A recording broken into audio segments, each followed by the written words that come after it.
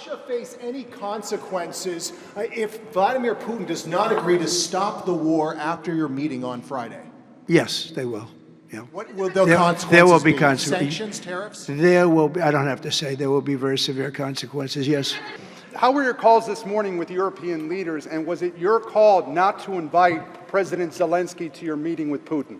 No, just the opposite. No. We had a very good call. He was on the call. President Zelensky was on the call. I would rate it a 10, very, very friendly. I know the leaders because I was at NATO, as you know. I took it from 2% to 5%, 2% that wasn't paid, 5% that is paid, which is trillions of dollars in defense capability.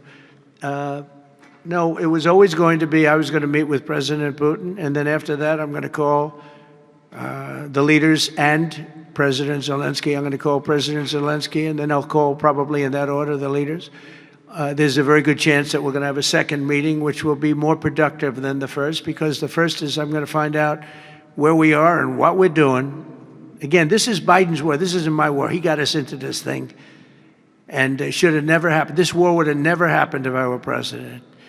But it is what it is, and I'm here to fix it, and I'm here to stop 6,000, 7,000 people last week. 7,213 people last week were killed, mostly soldiers.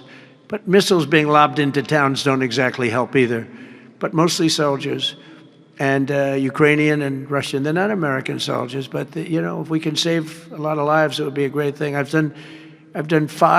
stopped 5 wars in the last 6 months. And on top of that, we wiped out the nuclear capability of Iran, obliterated it. It's turned out to be a correct word, by the way, because some of the press said, well, maybe it wasn't obliteration. It was obliteration. And we're going to meet with, I would say, the second meeting. If the first one goes okay, we'll have a quick second one. I would like to do it almost immediately. And we'll have a quick second meeting between President Putin and President Zelensky and myself, if they'd like to have me there. And that would be a meeting where maybe it could be absolutely work. But the first meeting will not work that out. Certain great things can be gained in the first. It's going to be a very important meeting.